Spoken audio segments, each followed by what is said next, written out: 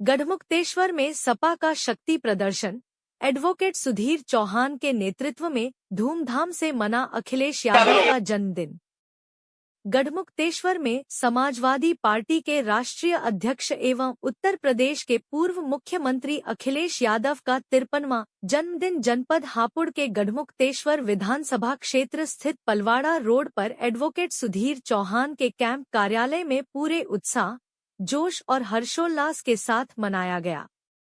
इस अवसर पर समाजवादी पार्टी के नेताओं, पदाधिकारियों, कार्यकर्ताओं और क्षेत्र के गणमान्य नागरिकों की भारी भीड़ उमड़ पड़ी, जिससे पूरा कार्यालय समाजवादी रंग में रंगा नजर आया। कार्यक्रम के दौरान केक काटकर अखिलेश यादव के उत्तम स्वास्थ्य, दीर्घायु एवं उज्जवल राजनीतिक भविष्य की कामना की गई। उपस्थित कार्यकर्ताओं ने फूलमालाओं से एक दूसरे का स्वागत किया तथा मिठाइयां वितरित कर खुशी का इजहार किया। पूरे परिसर में समाजवादी पार्टी के समर्थन में जोरदार नारे गूंजते रहे और कार्यकर्ताओं का उत्साह देखते ही बन रहा था। इस अवसर पर समाजवादी पार्टी के जिला अध्यक्ष एडवोकेट आनंद गुर्जर उर्फ बबलू गुर्जर सहित पार्टी के अनेक वरिष्ठ पदाधिकारी, युवा कार्यकर्ता, महिला कार्यकर्ता तथा बड़ी संख्या में क्षेत्रवासी मौजूद रहे। सभी ने एक स्वर में अखिलेश यादव के नेतृत्व पर विश्वास व्यक्त करते हुए कहा कि समाजवादी विचारधारा प्रदेश के विकास, सामाजिक न्याय और सर्वसमाज के सम्मान की प्रतीक है। राष्ट्रीय प्रवक्ता एवं गढ़मुक्तेश्वर विधानसभा क्षेत्र के वरिष्ठ समाजवादी नेता एडवोकेट सुधीर चौहान ने कहा कि अखिलेश यादव ने अपने मुख्यमंत्री कार्यकाल में विकास, शिक्षा, स्वास्थ्य, सड़क, एक्सप्रेसवे, किसानों, युवाओं और गरीबों के हित में ऐतिहासिक कार्य किए। यही कारण है कि आज भी प्रदेश की जनता उनके नेतृत्व में अपना भविष्य सुरक्षित मानती है। उन्होंने कहा कि समाजवादी पार्टी का प्रत्येक कार्यकर्ता जनता के बीच रहकर उनकी समस्याओं के समाधान के लिए निरंतर कार्य कर रहा है। सुधीर चौहान ने कहा कि गढ़मुक्तेश्वर विधानसभा क्षेत्र में समाजवादी पार्टी का जनाधार लगातार मजबूत हो रहा है। कार्यकर्ताओं के उत्साह और जनता के अपार समर्थन से संगठन को नई ऊर्जा मिल रही है।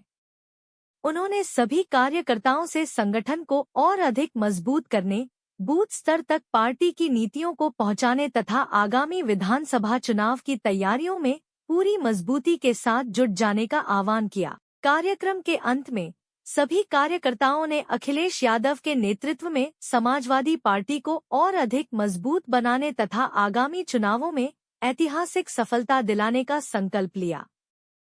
जन्मोत्सव समारोह पूरे क्षेत्र में चर्चा का विषय बना रहा और बड़ी संख्या में लोगों ने पहुंचकर राष्ट्रीय अध्यक्ष को जन्मदिन की शुभकामनाएं प्रेषित की। उद्देश्य नहीं, जन्मदिन तो आज हमारे राष्ट्रीय अध्यक्ष जी का था और बहुत ही ये इतने उत्साह का दिन है। हमारे राष्ट्रीय अध्यक्ष माननीय अखिलेश यादव जी का जन्मदिन था, साथ ही साथ आज उस जननायक का जन्मदिन था जो पिछड़ा, दलित, अल्पसंख्यक, पीड़ित, शोषित, एकता, समानता, भाईचारा, संविधान सुरक्षा को लेकर एक ऐसा व्यक्तित्व जो लगातार न केवल उत्तर प्रदेश में बल्कि पूरे भारत में आज वर्तमान में देश की तीसरी सबसे बड़ी पार्टी के वो लीडर हैं। आज उनका जन्मदिन था और उसी के उपलक्ष्य में आज हमने कार्यक्रम मेरे आवास सलारपुर पलवाड़ा रोड ग्राम चितौड़ा में आज यहाँ रखा गया है। केक कटिंग हुई है, सब लोग पूरे कार्यकर्ता यहाँ पहुंचे हैं और अब सब बैठकर एक साथ भोजन करेंगे। तो आज बहुत ही बड़ा और हर्षोल्लास का दिन हमारे लिए। चोरी हुई है राम मंदिर में, उसके आवाज उठाई, उसके बारे में क्या कहना है आपका? देखिए, ये पुण्य कार्य जो था वो अखिलेश जी के भाग्य में आया है। बड़े खेद के साथ कहना पड़ता है, ऐसे मुद्दों पर हमें बाइट देने पे भी कहीं ना कहीं बड़ा खेद महसूस होता है। लेकिन ये लोग, जैसा राष्ट्रीय अध्यक्ष ने बोला है, ये धन के भूखे हैं, ये धर्म के भूखे नहीं है, ये पूंजी के भूखे हैं। ये वो व्यक्ति हैं जो परिवारों में आस्था नहीं रखते, पारिवारिक परिस्थितियों को नहीं समझते, पारिवारिक मुद्दों को नहीं समझते।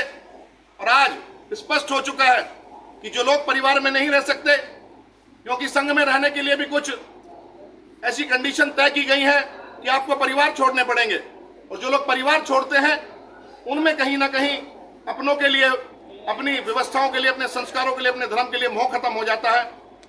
मैं इस मुद्दे पर बोलना नहीं चाहता, लेकिन पीड़ा है भगवान को हमारे यहाँ पर छत्र छड़ाने की बात की जाती है, मंदिर बनाने की बात की जाती है, लेकिन चप्पल तक चुरा लिए गए हैं। बड़ा खेद का विषय है, लेकिन फिर भी हम जानते हैं कि ऊपर वाला सब देख रहा है। अगर ऊपर वाला देख रहा है तो जैसी करनी वैसी भरनी, उनके भाग्य में वही आएगा जो उन्होंने किया।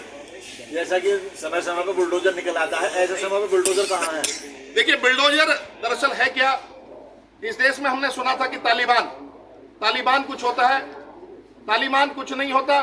तालिबान यही होता है जहां विधि द्वारा स्थापित संविधान, लोकतंत्र द्वारा स्थापित संविधान के मुद्दों को पीछे दरकिनार कर कार्यपालिका न्यायपालिका को दरकिनार कर कहीं ना कहीं जो लोग अपने डिसीजन घर बैठकर देते हैं, इसी को तालिबान बोला जाता है, और साथ ही साथ इसी को अघोषित इमरजेंसी बोला जाता है।